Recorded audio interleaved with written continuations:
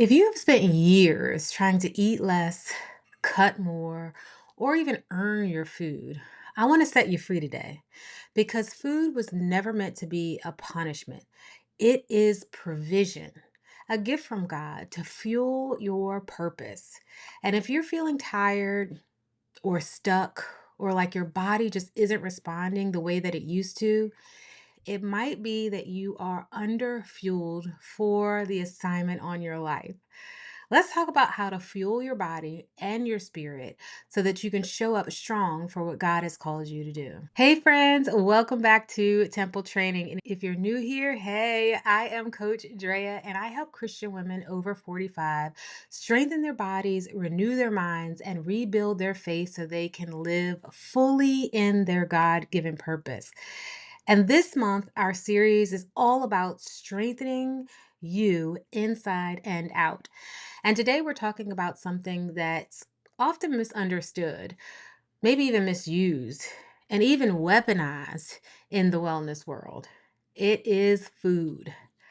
I want to shift the way that you see nutrition because food isn't just about calories or dieting, it's fuel for strength. More than that, it is a gift from God to help you carry out the calling that He has placed on your life.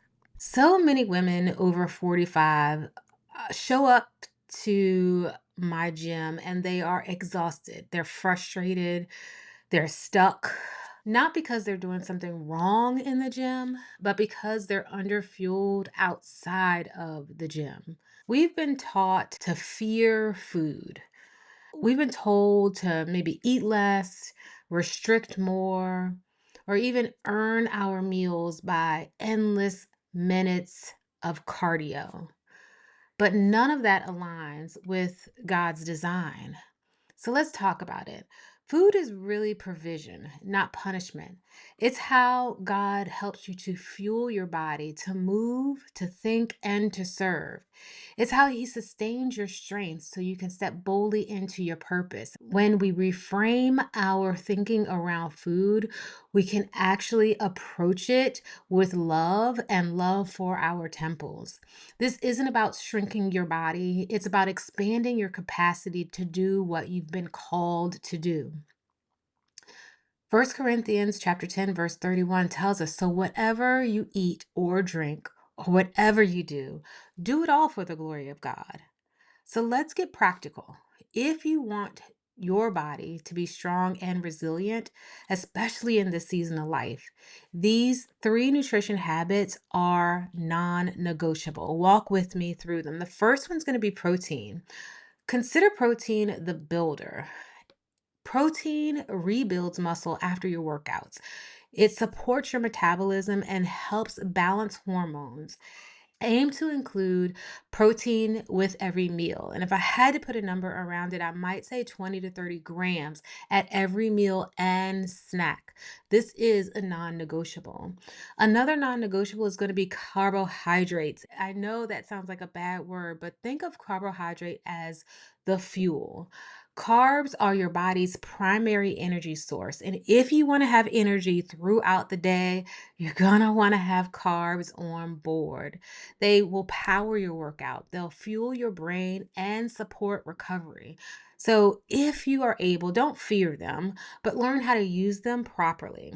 The third non negotiable is water. Think of water as the sustainer. Hydration is absolutely essential for every process in your body. Think digestion, think energy, think focus, mental clarity, muscle recovery.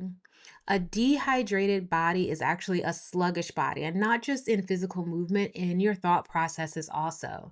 So, if any one of these is missing, these non negotiables, your protein, your carbohydrates, your hydration, your strength will suffer.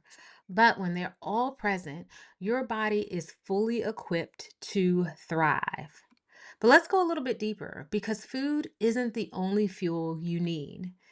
Matthew chapter 4, verse 4 tells us that man shall not live by bread alone, but by every word that comes out of the mouth of God.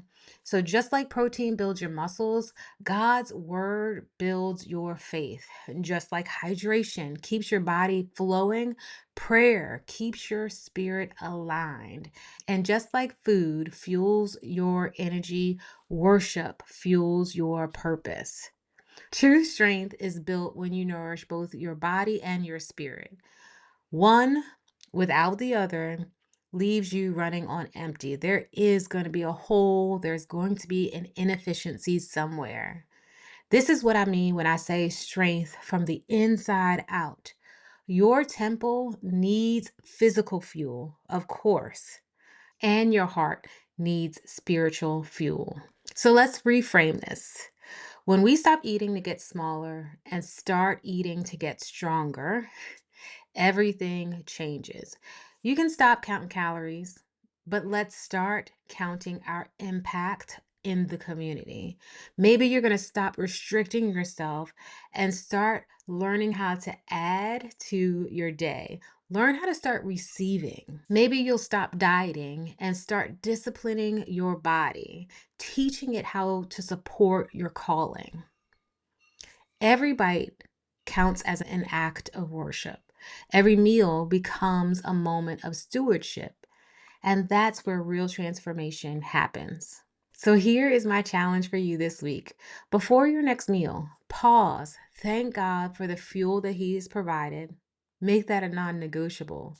He has provided this for both physical and spiritual needs. And then eat like a woman on a mission. Not quickly, but because that is who you are, a woman on a mission. Here's the reminder: food is not the enemy, it is God's provision for your mission. And when you learn to fuel your body and your spirit together, you will become unstoppable. If this message encouraged you, give it a thumbs up. Subscribe for more faith fueled wellness tools and share it with a friend who needs to stop fearing food and start fueling her strength. Don't forget to download the Command Your Day guide. It is your step by step roadmap to building daily rhythms and support your health and your calling. If you're ready for personalized support to fuel your strength and this season of life, click the link below and apply for personal training. I have a few spots open this month and I'd love to walk alongside you. Have a great day.